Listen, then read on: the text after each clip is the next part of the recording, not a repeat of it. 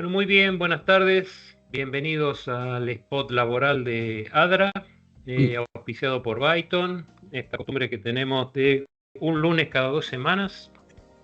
En este caso nos acompañan María Marcela Angeli, de Willis Tower Watson, que nos va a hablar del panorama de las compensaciones fuera de convenio, cómo fue el movimiento en estos meses y las proyecciones que tiene para el año, ¿no, Marcela? Exactamente. Bien. Exactamente.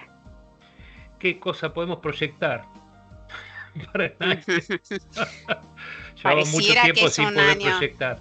Sí, parecería que este año está todo un poquito más controlado y se puede proyectar, pero aún así con algunas variaciones. ¿Sí? Perfecto. Como decía Tuzán, esto puede fallar Leonardo. Sí. Tal cual. Muy bien.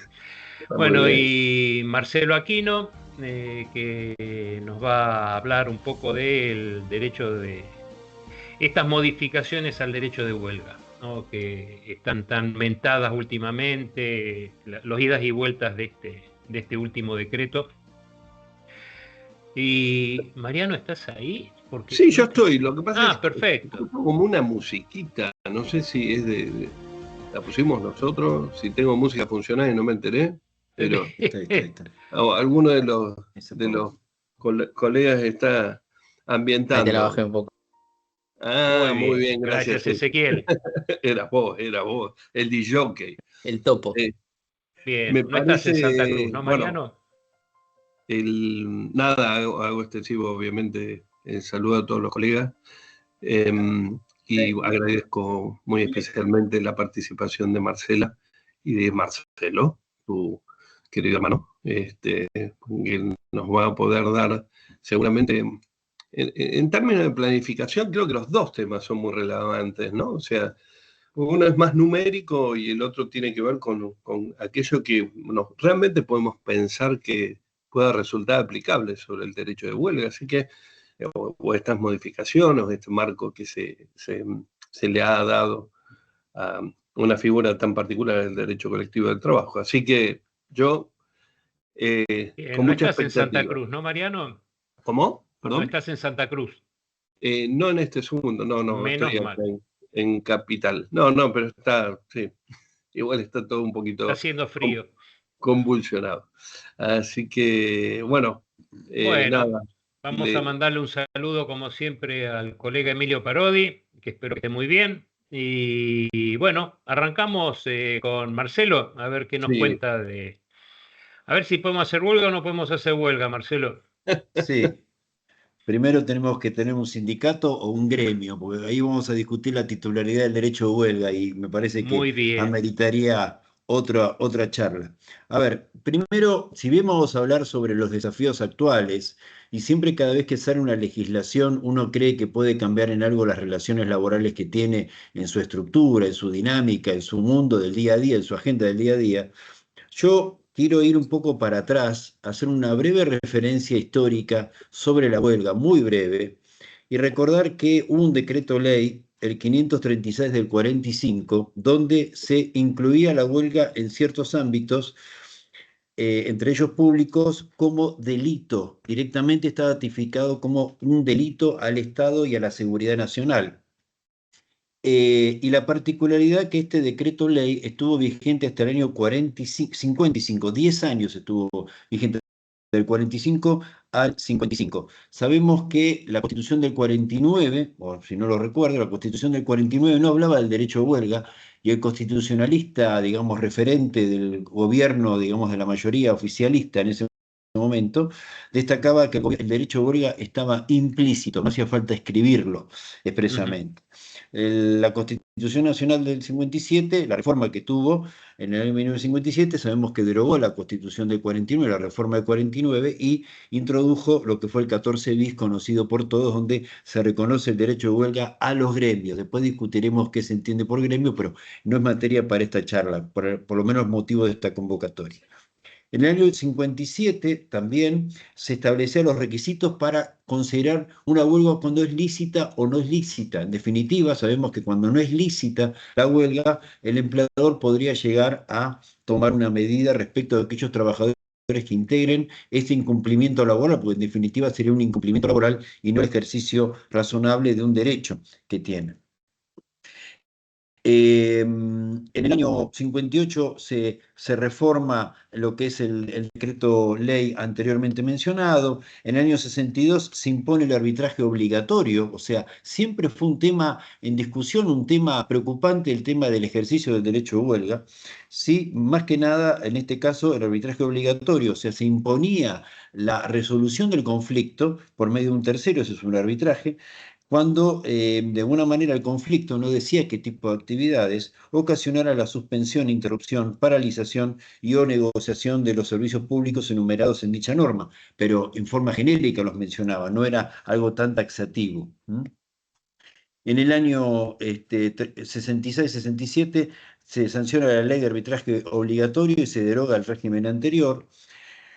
Después, en el año 76, obviamente con el proceso de organización nacional, se suspende transitoriamente el derecho de huelga, se proscribe la actividad sindical y en el año 1983 deroga estas normas y sabemos que recién en el año 1990 aparece esta figura de servicios esenciales.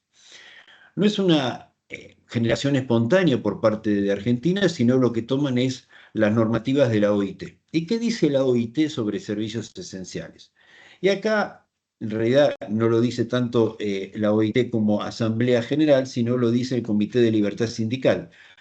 Servicio esencial va a depender de las condiciones propias de cada país. O sea, en definitiva, deja librado a lo que puede llegar a ser una normativa, y ahí vamos al tema de normativa, prevista por cada uno de los países. Hay países que la Constitución contempla el tema de la huelga y la reglamentación de la huelga. Italia, por ejemplo. Nosotros en nuestro país no contemplamos lo que significaría la reglamentación sobre servicios esenciales en la Constitución Nacional, pese a ser reformada 4 años después a lo que fue esta norma en el año 90, donde se establecía la actividad de servicios esenciales en las huelgas y una reglamentación específica para este caso, pero sí lo tenemos en la normativa. ¿Y cuál es la particularidad de nuestra normativa? Estoy hablando antes de esta reforma, intento de reforma, que tuvimos hace un par de semanas atrás. Era crear, como existen en otras normativas, una comisión de garantías. Una comisión de garantía conformada por un organismo tripartito que tiene 2 funciones. Una función es de consultor, puede ser consultada por la autoridad de aplicación, Ministerio de Trabajo, en este caso Secretaría de Trabajo de la Nación, dependiente de Capital Humano, donde interviene lo que puede llegar a ser asesoramiento de considerar cuáles son las condiciones mínimas que pueden llegar a cumplirse, cuáles son las prestaciones mínimas que tienen que preverse en función de lo que es el conflicto puntual, no en función de lo que es ya establecer tabuladamente lo que pueden llegar a ser condiciones mínimas, cualquiera sea el conflicto que tenga una actividad que comprenda un servicio esencial ya calificado, precalificado por la legislación como servicio esencial. Por ejemplo, el suministro de agua potable. Entonces, en ese caso, puede ser un asesoramiento a la autoridad de aplicación, porque en definitiva, quien toma la resolución de considerar qué se entiende por guardia mínima o condiciones mínimas, termina siendo la autoridad de aplicación. Secretaría de Trabajo de la Nación, ya sea porque las partes se ponen de acuerdo. En caso de que no se pongan de acuerdo las condiciones mínimas, le pide asesoramiento a la comisión de garantía y luego es la autoridad de aplicación la que avala lo acordado entre las partes o bien se remite a lo que puede llegar a opinar esta comisión de garantías. Es un mero asesor en este caso. Pero también se llaman facultades normativas. ¿Por qué? Porque puede llegar a determinar cuáles actividades no contempladas taxativamente en la norma pueden ser en ese momento y ante esas circunstancias una actividad esencial. Y entonces es ahí donde pueden aparecer figuras o actividades que en principio no están contempladas por el legislador. Hasta ahí un poco lo que es el marco normativo general en esta situación. Marcelo, si mal no recuerdo, por el sector empleador, Pancho el doctor Echezarreta era uno de los referentes de estas comisiones. No sé si está acompañando o no, pero... Hoy, digamos, en la Comisión de Garantías se convocó para ser parte de la Comisión de Garantía al sector empleador, al sector sindical y a la Academia Nacional de Derecho, el Instituto de Derecho del Trabajo de la Academia Nacional de Derecho. Y ya que haces esa mención, voy a mencionar una autorreferencia, perdón, pero yo soy uno de los 3 personas que integramos por parte de la Academia Nacional de Derecho esta comisión de garantías. Ahora quiero volver sobre ese punto, Mariano. Porque, ¿cuál es la particularidad? Y lo que tenemos es muchos dictámenes de la Comisión de Garantía, que en muchos casos fue avalada por la Secretaría de Trabajo, cuando había Ministerio de Trabajo, o sea, cuando era Noemí Real la Secretaria de Trabajo, la Viceministra de Trabajo, en muchos actividades vinculadas con la medicina, principalmente en Mendoza. ¿Sí? Hay un antecedente, hay varios casos donde habitualmente, como casi anualmente, había dictámenes, estoy hablando del año 2009, 2010, 2011, y donde después, como eran recurridas estas decisiones administrativas ante la justicia mendocina avaló este tipo de resoluciones, principalmente con respecto a las guardias mínimas, en lo que puede llegar a ser una asistencia médica. Anteriormente a esta situación, y capaz que Mariano, los vecinos de ustedes, Telefónica en su momento, en el año 2006, presentó un recurso de amparo porque no estaba integrada la Comisión de Garantía. Si no está integrada la Comisión de Garantía, de alguna manera queda vacío todo el procedimiento establecido por la ley para lo que puede llegar a ser determinar cuándo es actividad esencial, cuándo no es actividad esencial.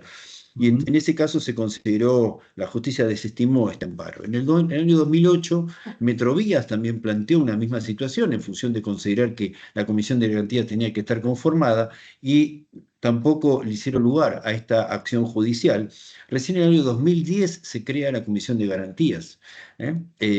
Capaz que también había una cuestión de vocación política de no dar un espacio a lo que puede llegar a ser una intervención por parte de terceros en lo que puede llegar a ser un conflicto. Una concepción del conflicto, en definitiva, y de cómo se considera que tiene que transitar entre las partes, ¿no es cierto? Siempre vamos a pensar, y esto es del libro, que la conciliación de las partes es lo mejor, es el mejor acuerdo que hay, pero cuando no se ponen de acuerdo, por lo menos mientras transitamos el conflicto, tenemos que establecer que esto no afecte a terceros. Una particularidad en este sentido. Desde el año 1994 nosotros tenemos reconocimiento constitucional del derecho al consumidor. Por ende, hoy existiría un interés colectivo de representación de las asociaciones de consumidores en lo que puede llegar a ser un conflicto, en medio paro en el transporte, paro en la salud, ahora tenemos casualmente la situación del caso del Garraham, en fin, más allá de que ha intervenido la Secretaría de Trabajo de la manera de establecer las condiciones mínimas y lo que puede llegar a ser la afectación. Entonces, ahí claramente tampoco hay antecedentes de que estos organismos, o estas asociaciones de representación de intereses colectivos, como puede llegar a ser derechos del consumidor, hayan intervenido, hayan planteado algún tipo de acción de amparo. Como les decía, hay antecedentes, año 2010, 2011, algunos casos, y llegamos a esta novedad. Primer punto, y acá vuelvo sobre la referencia de la actividad, Mariano, en el último año no se ha convocado a la Comisión de Garantías. ¿Okay? Con la reglamentación antigua, histórica, que con motivo del amparo quedó como vigente en este caso, ¿no es cierto? ¿Cuál es la particularidad ahora? Que en un decreto donde se habla de desregulación de una actividad específica, como es la marina mercante, se introduce una reforma a la ley que establece, que contempla el régimen de la huelga en servicios generales, en servicios esenciales. Y no solamente introduce una ampliación de actividades consideradas servicios esenciales, sino que determina cuáles las condiciones mínimas, cuál es la guardia mínima, la tripulación mínima o la dotación mínima, 75% menciona, y califica un término que es servicios trascendentes, cosa normativa, terminología por lo menos, nunca conocida dentro de lo que son la normativa de OIT sobre huelga, en este caso. No hay un punto intermedio para la Organización Internacional del Trabajo entre huelga en actividades y huelga en servicios esenciales. Acá estamos estableciendo una suerte de escalón. Este escalón donde le da también intervención a la Comisión de Garantías en el caso de incumplimiento, en el caso de asesoramiento, en lo que son estas actividades llamadas trascendentes en este caso. No se entiende digamos, el proceso legislativo, más aún cuando de donde ha salido, del ministerio donde ha salido esta normativa, es un ministerio que está trabajando en una reducción de normativas, en una adecuación para que tengamos, todo el mundo tenga más claro cuáles son las normativas vigentes y cuáles son las normativas no vigentes. Y se introduce algo en algo como al pasar, cuando en realidad no se tiene que haber contemplado. Quizás se tendría que haber contemplado la actividad misma de lo que es transporte fluvial, de pasajeros, etcétera, que era parte de lo que es esta desregulación de la marina mercante. Ahora, la particularidad entonces tenemos lo que es servicios trascendentes y establece dentro de lo que son servicios. Primero amplía lo que son servicios esenciales. No quiero detenerme en esto porque ahora quiero llegar al amparo de la CGT. Sí, señor. En cuanto que, entonces, no quiero aburrirlos con este detalle de actividades. Pero, y en actividades trascendentes, contempla casi todas las actividades, porque hablar de todas aquellas actividades que están vinculadas con la importación y exportación de productos, cuando de alguna manera la economía del país tiende a por lo menos a buscar la exportación, o bien que van a tener que importar para tratar de mantener lo que puede llegar a ser su market share en aquellas actividades donde hasta ahora eran productores 100% en Argentina, llama un poco la atención de decir, bueno, en realidad están comprendidas todas.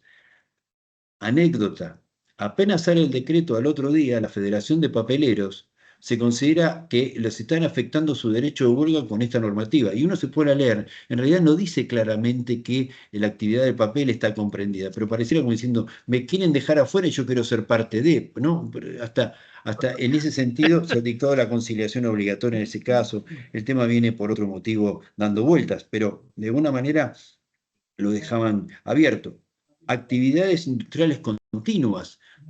Hay muchas actividades industriales continuas, más que nada por los procesos propios, químicos, metalúrgicos, alimentación, en fin. Por eso, digamos, es tan abarcativo que en realidad no es excepcional. Y una de las características de la reglamentación de servicios esenciales en cualquier lugar del mundo es que tiene que ser algo excepcional la restricción, porque no se está dejando, perdón, se está limitando un derecho reconocido constitucionalmente, que es el derecho de huelga. Exacto. Quizás mucha gente que nos está escuchando ahora sabrá o habrá vivido situaciones de abusos en la huelga. Y en los abusos de la huelga estamos hablando de bloqueos, estamos hablando de imposibilidad para entrar y salir a la gente que no quiere tomar medidas de fuerza, estamos hablando de no cumplimiento de las conciliaciones obligatorias, que eso lo hemos vivido en los últimos, quizás, para decir mal algo, 10, 15 años, y quizás me quedo corto un poco más. Desde el 2004, por lo menos en adelante, fue muy pronunciado, donde se tenía que consensuar que se iba a acatar la conciliación obligatoria, si no se dictaba la conciliación obligatoria para evitar que el conflicto sea mayor. En este caso hubo dos antecedentes donde se dictó la conciliación obligatoria aún pese al incumplimiento o la negativa de los sindicatos para acatarla. Uno fue el caso del sindicato de camioneros, donde con motivo del incumplimiento se le aplicó una multa, en ese momento bastante alta, y donde después la justicia la revocó porque consideraba que era desproporcionada la sanción aplicada. Y el otro caso fue contra uno de los sindicatos de Aerolíneas Argentinas con motivo de un paro en ese momento. ¿Sí? Estamos hablando antes del 2015, estos antecedentes. Frente a esa situación, claramente hubo un incumplimiento, pero claramente era un incumplimiento. No necesitábamos una normativa que diga que la actividad de camioneros sea servicio esencial, cuando parte de sus ramas podrían ser consideradas servicios esenciales, transporte de combustible en algunos casos, si prolonga una situación de conflicto con lo que es la recolección de residuos, por ejemplo. Medicamentos. Traslado de medicamentos, etc. Generalmente los medicamentos hay camioneros casi no está porque no maneja las droguerías, una situación muy particular donde es un centro de distribución de los laboratorios que todavía camioneros no ha y no maneja sanidad, pero puede ser también que lo contempla también este decreto, este intento de introducción que quiso hacer este decreto en las que son las actividades. Entonces, ¿el punto cuál es? Si nosotros volvemos a pensar digamos, ¿cuál es el sentido de la huelga? La huelga es un derecho que obviamente que se tiene que transitar hasta que la autoridad de aplicación no dicte la llamada conciliación obligatoria, que tiene que ser acatada obligatoriamente. Lo obligatorio de la conciliación en realidad es el proceso, no el resultado, no someternos a sí o sí tenemos que resolver la situación, porque si no, no sería conciliación, si no estamos hablando de arbitraje. Entonces, frente a eso, si nosotros partimos de la premisa de que la normativa de procedimiento de conflicto se aplica y se cumple conforme a los criterios de razonabilidad que tiene que aplicar las autoridades de aplicación, en este caso Ministerio de Trabajo, Secretaría de Trabajo de Nación, Ministerio de Trabajo de la Provincia de Buenos Aires, Secretaría y Ministerio de cada una de las jurisdicciones. Entonces, no tenemos que pensar en un exceso reglamentario en el servicio esencial. Reconocer un exceso reglamentario del servicio esencial es una manera de reconocer también que no se está cumpliendo con el procedimiento normal ante un conflicto normal de las actividades. Eso es una interpretación mía, por supuesto, no es lo que dice la normativa y no lo dicen los considerandos del decreto. Entonces, ese es un aspecto. Ahora bien, yo dije, y la propuesta era, bueno, ¿qué tenemos que hacer nosotros frente a esto? Se nos abría una posibilidad, se nos abría una herramienta como para plantear una instancia. Como les decía antes, todavía esta Secretaría de Trabajo no ha convocado a la Comisión de Garantías, por lo menos en el tiempo que está el titular del Secretario de Trabajo, no lo habrá considerado necesario. Ustedes habrán visto que hay actividades que hasta no han dictado conciliaciones obligatorias en algunas actividades donde quizás tendrían, puede ser considerado servicio esencial, que hoy en este decreto, por lo menos el Poder Ejecutivo mostraría interés en que lo sea.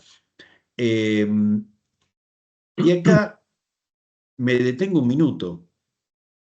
Este decreto claramente es una agenda de un ministerio, el Ministerio de Desregulación, ¿sí? Y no es una agenda de la Secretaría de Trabajo. Me atrevería a decir, seguramente... Más la agenda de Sturzenegger que la de Cordero. Un margen de error muy alto de mi parte, que cuando estamos hablando de reforma laboral, no estamos hablando de este tipo de condiciones, no estamos hablando de que se está pensando en que esto es una de las reformas. Cuando estamos hablando de reforma laboral, estamos hablando de lo que puede llegar a ser el derecho al trabajo y no el derecho del trabajo. ¿Qué me refiero con esto? A la posibilidad de contratar y formalizar empleo que hoy es informal si lo tenemos o que de alguna manera no se contrata, dando de alguna manera normas claras, simples, como fue un poco la intención de la ley de base del año pasado, muchos aspectos no reglamentados todavía, ¿sí? Y con la vocación. Y, por supuesto, con una intencionalidad de tratar de que haya vocación de revisión de muchos convenios colectivos que hoy tienen sobrecostos que no tienen sentido implementarlo. Un ejemplo quizás de ese sentido es este decreto de regulación donde no aplican las condiciones de los convenios colectivos de trabajo con la bandera de conveniencia. Pero no me quiero meter en marina mercante porque sería materia de otra idea. Entonces, en definitiva, ¿qué es lo que yo tengo que hacer? Yo, dentro de mi agenda, dentro de mi actividad, tengo que seguir pensando que los conflictos los voy a tener que transitar y los voy a tener que intervenir de manera directa, ¿sí? Que eventualmente la Secretaría de Trabajo tiene una predisposición a lo que puede llegar a ser darle un cariz de encauzamiento del conflicto en la conciliación obligatoria. Hoy se ve eso, cuando hace un tiempo atrás no se veía, y de esa manera uno tiene que transitar. Pero en definitiva, la solución pasa por las partes. No pensemos que pasa por un tercero. Y en el derecho comparado es lo mismo en este caso. Nunca está previsto de que un tercero sea quien lo resuelva, y menos un tercero que termina dictando una autoridad administrativa, un acto administrativo que termina siendo recurriéndose a la justicia, y la justicia capaz que 2 o 3 años después termina diciendo si era servicio esencial, no era servicio esencial, si se cumplían las condiciones mínimas o no se cumplían las condiciones mínimas. Y todos aquellos que hemos intervenido o intervenimos en conflictos sabemos muy bien que la resolución, si no es al momento del conflicto, la solución, cualquiera sea, ya no sirve. Así que bueno, no los quiero aburrir más. Bien, muy bien. No, clarísimo. Bueno. La verdad que la técnica legislativa, que es un poco lo que vos destacabas llama un poquito la atención, ¿no?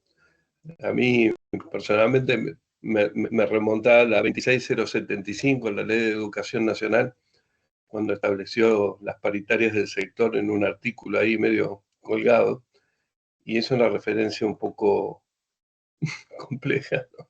Digo, son como pretender hacer traspolaciones, y la verdad que le da una vulnerabilidad muy particular. Pero bueno, tal vez nos tengamos que acostumbrar a esto, Marcelo. Mirá, el aspiracional es lograr un consenso en la legislación para que se cumpla después la normativa, porque ¿de qué sirve que se dicte una normativa que se quiere imponer y que después tenés uno de los poderes que plantea que esa normativa no se ajusta a normativas de la Constitución Nacional? Entonces, y en el medio están los administrados de justicia o los administrados que tienen que manejar en el día a día una situación de conflicto. Es así. Así es. Hoy, con la crisis que se está viendo en muchos sectores, hoy tiene uno una mesa de diálogo con los sindicatos, porque sabemos muy bien que estamos administrando crisis y tenemos que impactar la menor cantidad posible de definiciones que afecten a lo que puede llegar a ser puestos de trabajo. Y a nivel de vida de la gente, sí. Primero, lo que es perder puestos de trabajo, después hay gente que no consigue nunca más empleo formal. Segundo, la formación de esa gente que después uno en el mercado, si vuelve a recontratar gente, capaz que no la recupera con la misma cultura o con la misma capacidad de trabajo que tenía o de conocimientos técnicos que tenía cuando se trabajó, amén de haber pagado indemnizaciones. Partimos de la premisa de que se pagan las indemnizaciones de esa gente cuando se desvincula. Pero ese es otro fenómeno que también hoy se ve, y no necesitamos una norma para eso. Está claro que en ese sentido hay una realidad.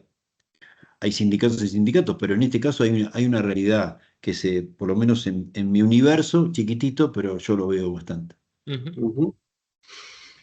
Bueno, muy bien. Así es, sí. Bueno, muy bien. Muchas gracias, Marcelo. De nada. Quiero recordarles a todos que, como este espacio es de ADRA, invitarlos a que pasen por el LinkedIn o por Instagram de ADRA para ver las actividades que tenemos. Ahora el jueves 12 tenemos la presentación que ya de alguna manera fue anticipada en el spot de Virginia Meneghello, con su trabajo de tesis sobre cómo ven diversidad los representantes gremiales y cómo lo ven los que trabajan en recursos humanos. Y además estamos lanzando el programa de mentoría de Tribu, mentoría para la gente de recursos humanos. Pero fíjense, ahí está en LinkedIn siempre la agenda que siempre se renueva de ADRA. Bueno, Mariano, largamos con el tema de compensaciones con Marcela. Dale. Vamos, arranquemos y bueno, María Marcela Angeli de Willy Towers Watson, WTW, quedó Capicúa el nombre. A ver, ¿qué nos podés contar, Marce, de qué es lo que estuvo pasando y qué es lo que va a venir? Perfecto. Les voy a compartir algunos slides que tengo preparados. Me dicen cuando están viendo. Se está viendo. Ahí lo vemos. Sí. Perfecto. Bueno, antes que nada, por supuesto, Gustavo y Mariano, gracias por este espacio, que como decían, vengo a representar a Willis Towers Watson. Entiendo que la mayoría de los presentes saben que nuestro core de negocio tiene que ver con información de mercado, a la cual llegamos a través de las encuestas de compensaciones. Y bueno, desde hace varios años con las encuestas de compensaciones anuales nos quedaríamos mirando un pedacito chiquitito de lo que pasa durante el año. Por lo tanto, lo que hacemos es llevar adelante encuestas flash, que para que tengan una idea, el año pasado hicimos 11 ediciones, casi una por año. Wow. 11. Este año vamos un poquito más tranquilos, es decir, este año estamos en este momento, en el día de hoy a la tarde, cerramos la tercera edición recién. ya estamos a junio, lo que significa que estamos vamos a hacer menos ediciones que el año pasado. Los datos que voy a presentar surgen de la segunda edición, cuyo relevamiento se hizo, como dice acá, entre el 15 y el 25 de abril. Y como pueden ver, en general en estas encuestas flash participan entre 380 y 420 compañías en cada una de las ediciones. Prácticamente todos los sectores de actividad están representados en este universo. Diría que es una muestra competitiva, sana, consistente, ¿no? Transparente en lo que es la gestión de compensaciones. Por ahí, antes de entrar específicamente en el año 2025, quiero hacer como un breve raconto para atrás. Y esto porque siento que quizá todavía este año no vamos a poder mirar o por ahí si miramos el año como una foto nada más, quizás nos estamos perdiendo un poco de una película que tiene que ver con la dinámica de compensaciones de los últimos años. Entonces, si miramos los ajustes salariales del personal fuera de convenio desde el 2015 hasta el 2022, y elegí 2015 porque, digamos, es el primer año que volvemos a tener un indicador de inflación medido por el INDEC en el que todos confiamos nuevamente. Claro. Lo que podemos ver es que casi todos los años los ajustes salariales quedaban por debajo de la inflación. ¿Sí? Quizá a excepción de algún año como fue el 2020, que quedaron parecidos, pandemia, ¿sí? Después siempre quedaban los ajustes salariales por debajo de la inflación y de esta manera, si sumamos y no acumulamos, podemos ver que los ajustes salariales fueron un 20% por debajo de la inflación, si sumamos, no acumulamos, estos años, ¿sí? Esto cambia en el 2023 y también en el 2024. Si miramos el año 2023, acá lo que vamos a ver es la flecha del verde que estamos viendo, que es la inflación de ese año, que tuvimos una inflación de 211. Esta flecha verde la tenemos que ver contra las barras color violetas, donde lo que podemos ver es que el único sector de actividad que durante ese año alcanza a la inflación es el sector, digamos, de bancos y entidades financieras. ¿Sí? ¿Hay algún comentario? No. ¿Vamos? No. Bueno. Palacio está de elecciones ahora justamente. Exactamente. Ahora, en términos generales, si miramos entonces el año 2023, si miramos industria, el total de la muestra de empresas, los ajustes quedan 172%. Es decir, que nos quedamos más o menos unos 40 puntos por debajo de la inflación, algo parecido. A eso le tenemos que sumar los 20 que veníamos. Claro. ¿Está bien? Y entonces, por eso vemos que en el 2024, la inflación, que es la flecha roja, que termina en 117.8, acá pusimos 118, queda por debajo, en todo caso, de la mayoría de las barritas fucsias. Claro. Esto significaría, entonces, que en el año 2024, varios sectores de actividad dieron ajustes entre 10 y 20 y pico de puntos por encima de la inflación. ¿Sí? Si miramos entonces, inflación 118 y miramos la muestra total, y la muestra total dio 128%. Y entonces esto mostrarlo así porque durante el 2024 hubo muchas compañías y sobre todo empresas multinacionales que sus regionales o sus globales nos venían a preguntar si había pasado algo, que las empresas habían cambiado como su estrategia y estaban dando ajustes que eran más altos que la inflación. Entonces, a esto voy, que tenemos que mirar esto como una película, ¿no? Y que si nos quedamos con el 2024, y sí, parecería que las empresas cambiaron su estrategia y empezaron a dar ajustes por encima de la inflación, pero para mí tiene que ver, todo esto tiene que ver con todos los puntos que nos fuimos quedando por detrás. Claro. Si queremos únicamente 2023, pero lo que quise mostrar es que siempre veníamos por detrás, ¿sí? Ok. Y de todas maneras son salarios en dólares para los de casa matriz que empiezan a ser altos, ¿no? Bueno, y eso Para las claramente, regionales, para casa matriz, exacto, ¿cuánto están dando? Sí. exacto. Y bueno, sí, a partir de esta, de las últimas devaluaciones, más la brecha tan cortita que hoy tenemos entre los distintos tipos de cambio, claramente hoy, desde la mirada de casa matriz, nos encarecimos mucho en nuestros salarios, ¿no?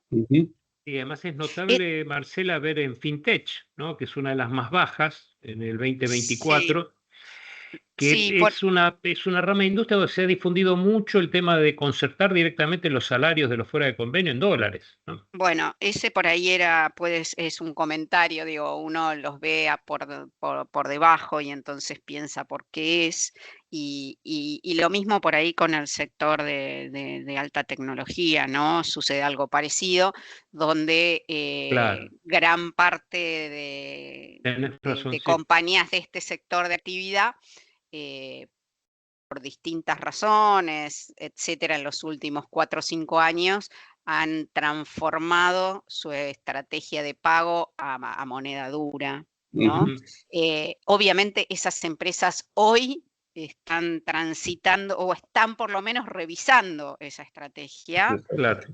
viendo si la van a mantener o viendo si la van a cambiar, porque en muchos casos esas empresas realmente no habían ajustado los salarios en los últimos 2, 3 años.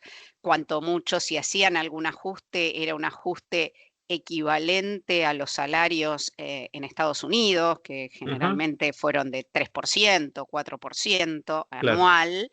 Y por lo tanto, si al lado tenían un compañero de trabajo que tenía el salario definido en pesos y que su ajuste fue del 130%, digamos como que el escenario empieza a cambiar, ¿no? Y de hecho, esos mismos colaboradores que en el 2022 pidieron pasar a dólares, ahora están pidiendo volver a pesos, ¿no? Claro. Igualmente lo que estamos viendo en este grupo de empresas son muy poquitas las que están tomando la decisión de volver a pesos. Muchas de ellas han tomado la decisión como de esperar. Entendemos que tiene que ver con este año electoral, esperar qué va a pasar y si para llegado fin de año, digamos, todas las variables, tipo de cambio, inflación, se mantienen como se espera, es probable que entonces el año que viene muchas de estas vuelvan a su estrategia de moneda local. ¿Sí? Muy bien. Si pasamos al 2025, esto tanto en la edición que estamos viendo acá, que es la segunda, como la que estábamos haciendo ahora, hay un 90% de empresas que tiene un presupuesto salarial para el personal, de ajustes salariales para el personal fuera de convenio para el 2025.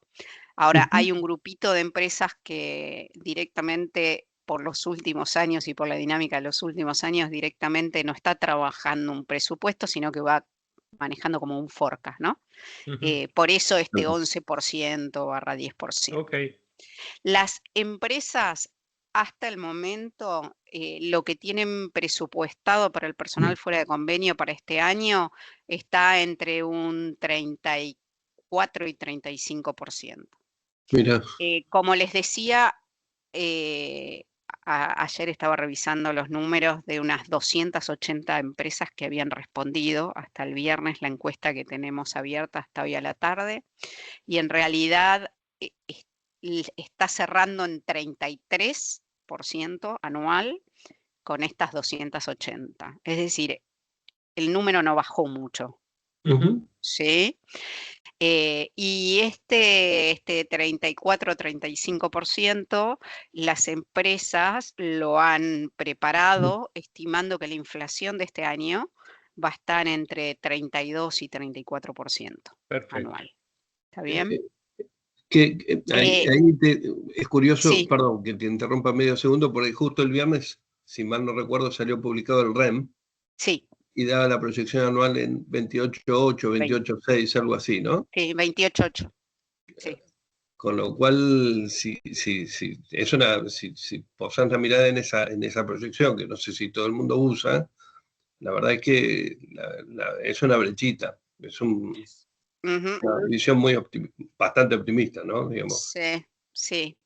En realidad, nosotros tenemos clientes que miran el REM, pero hay muchos que también tienen por ahí algún dato de otras consultoras privadas, que por ahora todo lo que vamos escuchando está por arriba del 30 todavía, ¿no?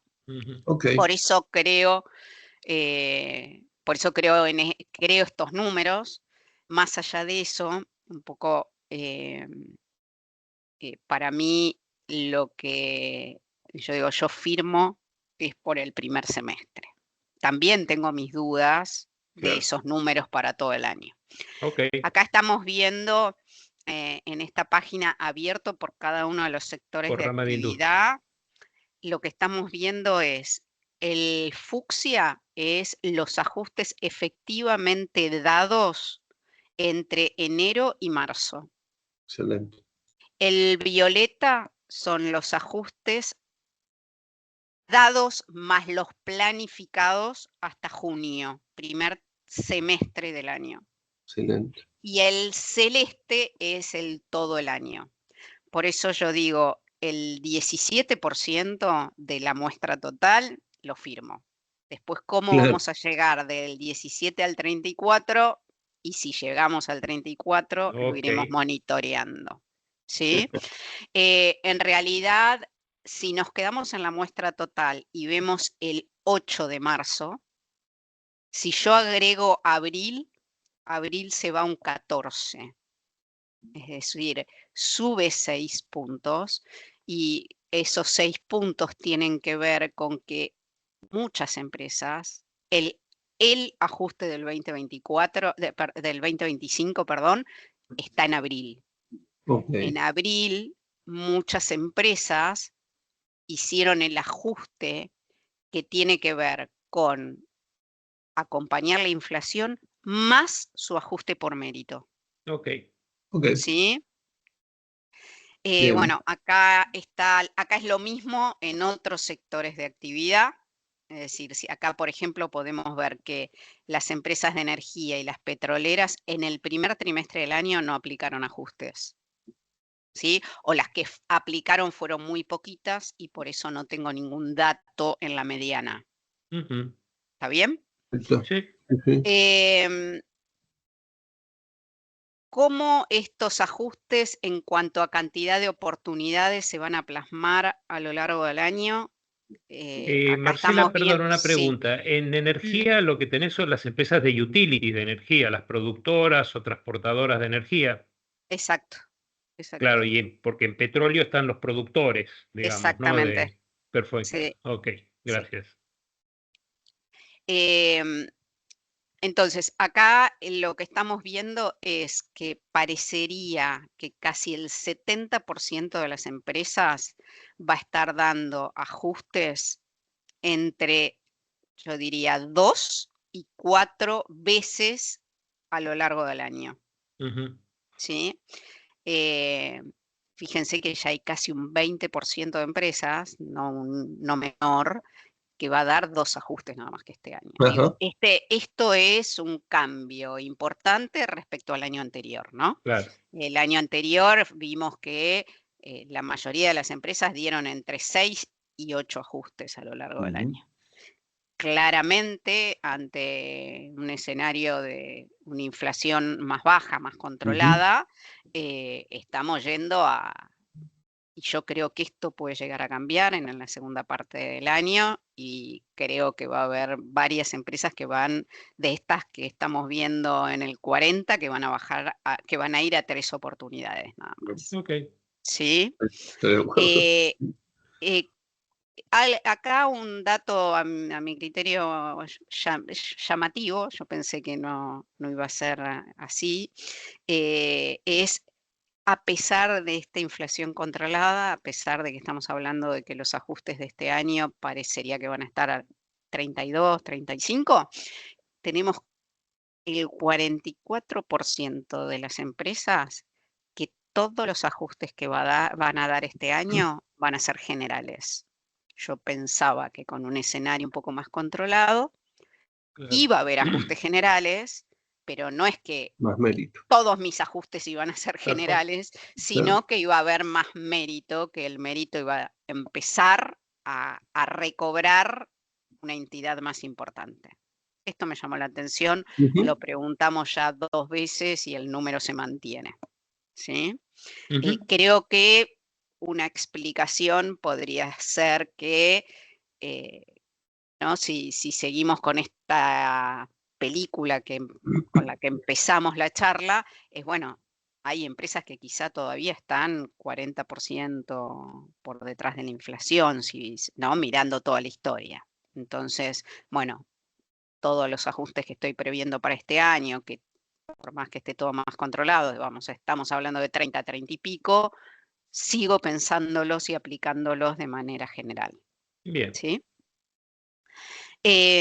Obviamente abajo hicimos la consulta de si creían que este presupuesto se puede reducir y todavía el 80, 70 y pico por ciento de las empresas, casi 80 nos dice que sí, ¿no?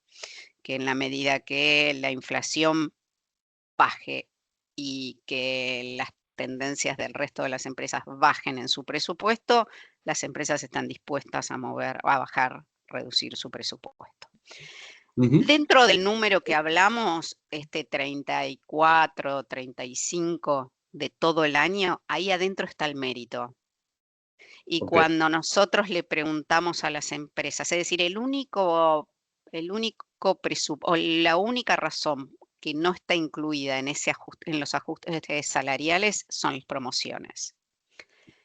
El mérito está ahí adentro y cuando le preguntamos a las empresas cuál es el porcentaje de ese número que tiene que ver con mérito, en general estamos entre el 4 y el 8%. Y el 60% de las empresas aplica este ajuste por mérito en el mismo mes que también aplica un general. Claro. Hay un 40% de empresas que separa este ajuste por mérito y lo da solo en un mes. ¿Sí? Okay. Esto, hasta acá son los números de lo que se espera para el 2025. Como les decía, yo creo que vamos a seguir monitoreando seguramente haremos una próxima encuesta sobre fines de julio para seguir monitoreando las previsiones de las empresas. Por lo que vamos escuchando, hay sectores que están, digamos, siendo poco más afectados respecto a alcanzar sus resultados y por lo tanto entendemos que ese número del 33, 34 puede tener cambios para abajo. ¿Sí? Un dato también que nos parece importante mostrar tiene que ver con esto de las medidas para minimizar el impacto de la inflación, ¿no? Cómo van desapareciendo, que es lo lógico, lo natural, frente a un escenario más controlado de inflación. Años anteriores encontrábamos empresas que adelantaban el pago del bono, adelantaban el pago del aguinaldo, claro, comunicaban ajustes salariales futuros que voy a dar dentro de 2 meses, 3 meses o 4 meses, los comunicaba antes. Daba adelantos de sueldo, entregaba algún monto a través de alguna billetera virtual. Sí. Todo eso, como podemos ver acá, va desapareciendo. ¿Sí? Fíjense que tenemos un 44% que dice no estamos haciendo nada, claro. Un 21% que estamos analizando y después nada, ¿sí? Muy poquito. Que decimos, bueno, esto es un escenario normal, natural, ¿no? Cuando tenemos una economía más estable, ¿sí? Traje alguna slide más que está referenciada al bono, ¿sí? No tiene que ver con los incrementos, pero si quieren las compartimos. Y lo incluí pensando en que, digo, en Argentina ya sabemos que casi el 70-75% de las empresas, es decir, paga o tiene, en realidad primero digo, tiene un programa de bono anual o gratificación anual que abarca todas las posiciones fuera de convenio. Entonces, por el año 2024 que se pagó en el año 2025, el 81% de las empresas pagaron el bono. ¿Sí? Hay un 5% que no cuenta con bono, con un programa de bono. Y en realidad lo que podemos ver es que a pesar de que el 2024 fue un año complejo y difícil, lo que podemos ver es que casi el 60% de las empresas pagó el bono entre el 90% del target y el 120% del target. Claramente, si esta slide la generamos de forma separada para cada sector de actividad, esto se ve totalmente distinto. ¿Sí? Claro. Un sector como el de energía, como el de petróleo, la mayoría de las empresas estuvieron pagando el bono en target o más. Si vamos quizá a un sector como retail, estuvieron más cerca de pagar el bono entre el 80 y el 100. ¿Sí?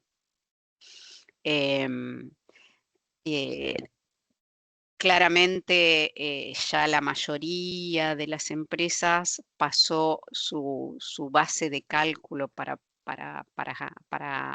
generar el bono, tiene que ver con el salario del último mes de año ejercicio que voy a pagar o del mes anterior al que voy a pagar. Digo, ya son muy poquitas las empresas que usan como base de cálculo del bono el promedio del año que voy a pagar. Por suerte esto la mayoría de las organizaciones lo fue modificando. Y como podemos ver, prácticamente todas las empresas están pagando los bonos o pagaron los bonos en pesos argentinos. ¿Sí? Son muy pocas las que están haciendo algún pago en otra moneda, le hace euros o dólares, ¿no? Bueno, en realidad esto era lo que traje como datos de incrementos y bono. Acá simplemente, porque yo digo, siempre hablamos de incrementos y por ahí es, bueno, qué dio tal empresa y qué dio tal otra empresa. Ahora bien, yo creo que siempre lo que tenemos es que analizar la competitividad que tenemos, ¿no? Porque yo puedo dar, el mercado puede dar 35 y yo puedo dar 30, pero si vengo pagando de manera muy competitiva respecto al mercado, quizá no voy a tener grandes impactos, en cambio si es a la inversa sí. Entonces, en realidad acá lo que trajimos o lo que quería mostrar es como cuál es la competitividad por sector de actividad. No, hay unos 10 sectores. Esto está armado sobre la base de la mediana del mercado general. No incluimos acá ni posiciones ejecutivas, ni técnicas, ni operarios. Estaríamos incluyendo posiciones gerenciales, mandos medios y profesionales de todos los niveles. Y los 3 componentes de pago. El primero sería el salario base por 13. El segundo agrega el bono anual target y todos los incentivos. Y en el tercero, la tercer componente, estamos incluyendo el incentivo de largo plazo. Sí. Entonces, acá lo que queda marcado es como que los 2 sectores de actividad que quedan algo por debajo de la mediana de industria general son el mercado de retail y el mercado de tecnología. El mercado de construcción prácticamente está en industria general, digo. Sí. Y después diríamos los sectores más competitivos tienen que ver con energía, minería, recursos naturales, exactamente, automotrices, agro, químicas y farma. ¿Sí? Y lo que sí no está financiero acá, ¿no? No, porque en realidad nuestra base de datos ahí, Gustavo, no es la más robusta. Entonces, lo que buscamos es pero seguramente estaría alto por lo que estábamos viendo en las otras segmentos que estabas presentando, Marcela. Sí, sí, y más que nada el sector bancario, yo digo, tal cual. La mayoría de los bancos, el 95-98% de la población la tienen bajo convenio. Y en general el convenio de bancarios fue acompañando, digamos, la inflación, inclusive un poquito más. Y hay algunos bancos que on top de eso, hay para ciertas posiciones que tienen un presupuesto separado para dar por mérito, ¿no? Entonces sí, coincido en que ese sector, si lo construimos con los bancos, también estaría dando por encima de industria general, ¿no? Como sectores también que en el modelo económico están siendo de alguna manera más competitivos como negocios, sí. Exactamente. O teniendo mejores resultados, sí. Exactamente. A ver, esto era lo que había traído. Después tengo algunas slides más, sí, por ejemplo, un modelo híbrido de trabajo que también relevamos, y tenía también algunas slides que tienen que ver con cuáles son los impulsores de atracción y retención, que si quieren los presentamos, y si no, como estamos en horario, como ustedes quieran. ¿Sí? No, a mí me parece que ya que tenemos, si podemos tomarte unos minutos más. Dale, no tengo problema. Digo, acá lo que tenemos es el modelo híbrido de trabajo, ver qué es lo que tenemos hoy. Prácticamente hoy solo en Argentina hay menos de un 10% de empresas que no tienen un modelo híbrido de trabajo y que están trabajando todo su personal de manera presencial. Después, o hay una práctica o hay una política, digo, pero el modelo híbrido en Argentina es una tendencia. Después lo que consultamos a veces con las organizaciones es este modelo que vos tenés establecido en Argentina, y si sos una multinacional, ¿es tal cual viene fijado desde afuera o lo adaptaste? Y esto también porque hay mucho, ¿no?, de este tema de volver a la presencialidad que muchas veces aparece, ¿no? En JP Morgan todos volvemos y bueno, por eso lo preguntamos puntualmente. Acá lo que vemos es el 50% nos contesta estamos aplicando la política tal cual está y es corporativa, el otro 50% no. Generalmente está adaptada a la realidad del mercado local. Quizá acá lo importante para mí son 2 cosas, es la cantidad de días que se trabajan de manera presencial. Claramente casi el 40% de las empresas está trabajando de manera presencial 3 días. Ahora bien, si miramos las que están trabajando de manera presencial, 2 días, o a elección de cada equipo de trabajo o de cada líder, y variable por posición, llegamos casi al mismo porcentaje o un poquito más de 2 días presenciales. Por eso, para mí acá tiene que ver, es decir, para mí Argentina hoy tiene una presencialidad de entre 2 y 3 días. Perfecto. ¿Sí? Y por ahí lo importante fue que preguntamos, bueno, para lo que resta del año, y otra vez pensando, ¿no? en esto de que por ahí uno escucha que se viene mayor presencialidad, ¿tenés idea de cambiar esto? Y el 75% de las empresas nos dice que no. ¿Sí? Y acá, por último, lo que quería compartirles es, nosotros cada 2 años le preguntamos a los empleados o a colaboradores de las empresas cuáles son los impulsores de atracción y de retención. ¿Sí? Esto es fines del 2024.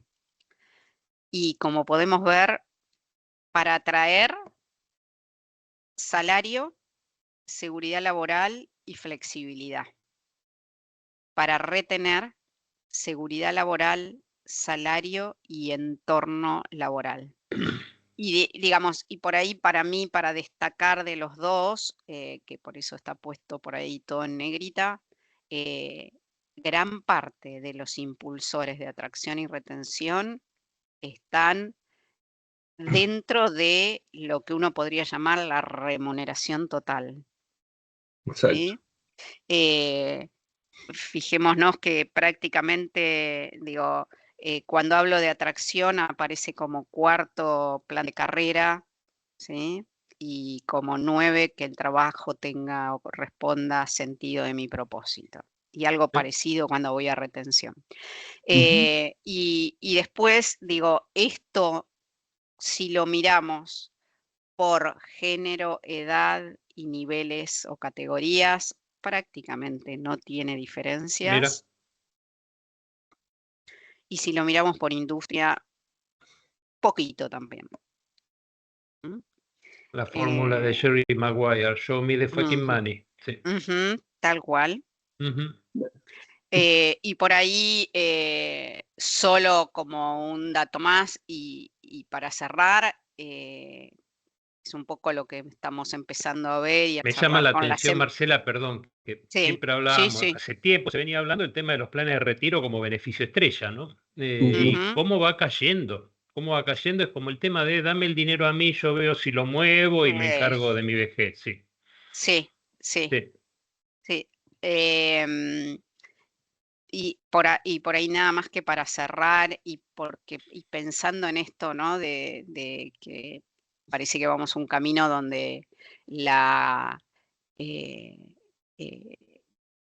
no es todos los meses mirar el ajuste salarial, parecería que será 2, 3 veces al año. Entonces, lo que vemos es que quizá lo que va a volver a tener preponderancia y vamos a tener que mirar es otra vez como los beneficios o la propuesta de valor, ¿no? Y los demás elementos, ¿no? Y entonces acá también, desde la mirada de los empleados, tenemos un 56% de empleados o de colaboradores en el mercado que está dispuesto a cambiar en la medida que mejore mi paquete de beneficios. Bien. ¿Sí? Número muy importante, sin duda. Sí. Por eso nos parece importante mostrarlos, ¿no? Porque claramente vamos a empezar a salir de lo urgente. Me parece que vamos a ir otra vez a algo más selectivo, más individual, de a poco, ¿no? Y entonces, desde compensaciones, beneficios, y digo desde la propuesta de valor al empleado, vamos a tener que volver a quizá a repasarla y sobre todo empezar a trabajar otra vez en temas comunicacionales, ¿no? Sin duda. De todo esto para que tenga el impacto que tiene que deseado. tener. Exactamente.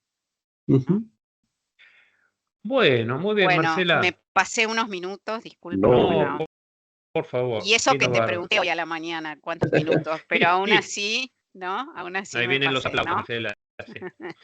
Así que, bueno. Marcela, ¿podremos tener una síntesis de esto para subir junto No, con... no, te lo comparto así como está. Entonces le ¿Sí? decimos a todos los que están del otro lado que vamos a tener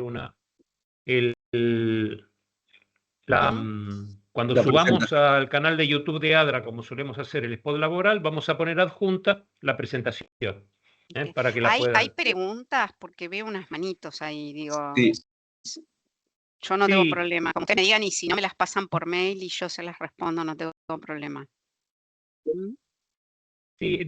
Sí, alguna dice Álvaro González, dice, es un comentario más que una pregunta. Es muy difícil solo aplicar mérito porque hay un atraso general acumulado importante. Exacto, dice. tal cual. Tiene mucho sentido lo que dice. Exacto. ¿No? Otro comentario de Elisa que dice, qué tristeza, cada vez menos salario. Después una pregunta por el tema de que de alguna manera lo hablaste, ¿no? Las tendencias para el 2026. Esto lo hemos conversado ya, sí. ¿Para el 2026? Bueno, para el 2026, sí. Sí, todavía como que es muy incipiente. Nosotros tenemos una encuesta global que ya está empezando a relevar, obviamente sobre datos de Argentina, y lo que estamos viendo es que las empresas están respondiendo lo mismo que tienen para este año, ¿no? Que creo que es lo que en general hacen las organizaciones todos los años cuando tienen que presentar ya en junio, julio, agosto, todavía para Argentina es lejísimo pensar en 2026, y entonces hacen como un copy-paste, ¿no? Después se irá ajustando. Tal cual. Como decía el señor Piedracker, nada garantiza que podamos tomar hoy mejor las decisiones que tenemos que tomar mañana. Exacto. Es un viejo sabio, sí señor. Pese a esa religión y es misticismo de los presupuestos. Bueno, muy bien. Marcela, muchas gracias. Marcelo también, muchas gracias. Mariano, nos despedimos y saludamos a todos. Sí, muy agradecido. Muchas gracias por estar ahí también, a todos nuestros colegas. Y bueno, esperamos recibirte, Marcela, con la periodicidad que nos tenés acostumbrados. Muchísimas gracias. Y Marcelo, nosotros de la casa, así que vos no te podés zafar. Y también, como siempre, todo esto es gracias a ADRA y a Byton, que hace el sponsorio de este spot laboral. Muy bien, nos vemos dentro de 2 semanas. Buenas tardes. Gracias. 23. Hasta luego, buenas Muy bien. tardes. Chau, chau. Beso, chau, chau.